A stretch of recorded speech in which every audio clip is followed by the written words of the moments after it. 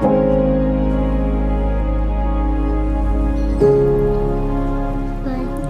Does it hurt? No, I didn't feel and I don't. Okay. Yeah. Yeah.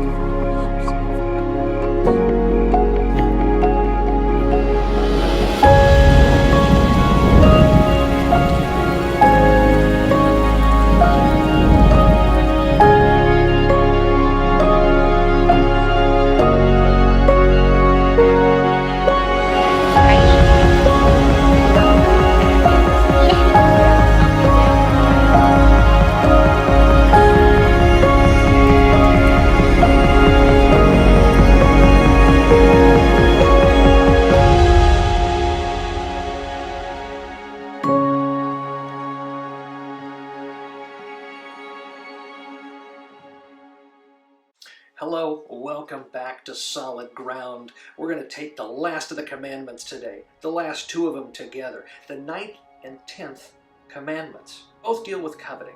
They talk about coveting your neighbor's property, their business, their family, their pets, their home, their wife, their husband, all these things that our neighbors have.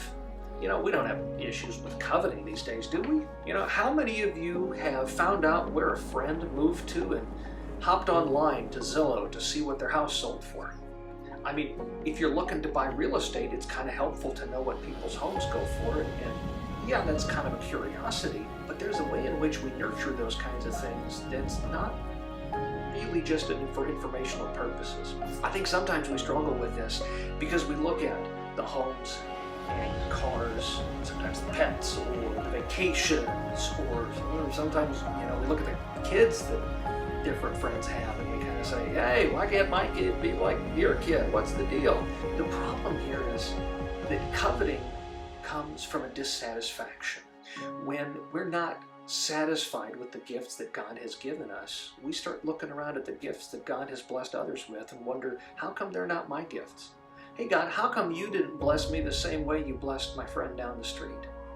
How come I don't have the home I want, the vacation home I want? How come I didn't get to go on vacation the way I wanted to? How come my car isn't as nice as I'd like it to be?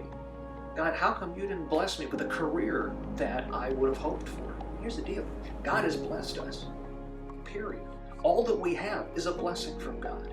I've spent time sometimes on mission trips where you meet people that have tremendously less than most of us take for granted.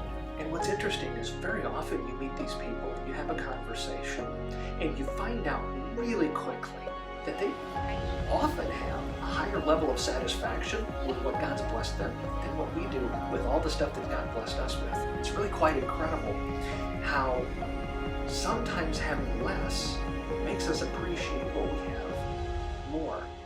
God knows what we need. Sometimes He pours on more. Sometimes He doesn't. But in all things, God does seek to bless us in a way that will truly bless us. So some of the time, what we need to struggle with is why?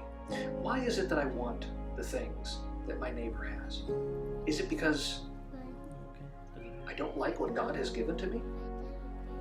Imagine having the conversation with God and saying, you know what, thank you for this home you've blessed me with, but I'd really like to have a jacuzzi, an extra bedroom or office space, and could you get on it and fix these things? I can imagine you having that conversation with God and looking at you thinking, are you for real?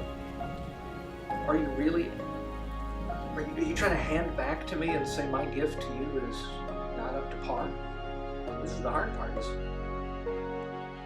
we need to get out of our own heads and remember that if these are blessings from God, He has a greater purpose for how He blesses us than we probably even understand.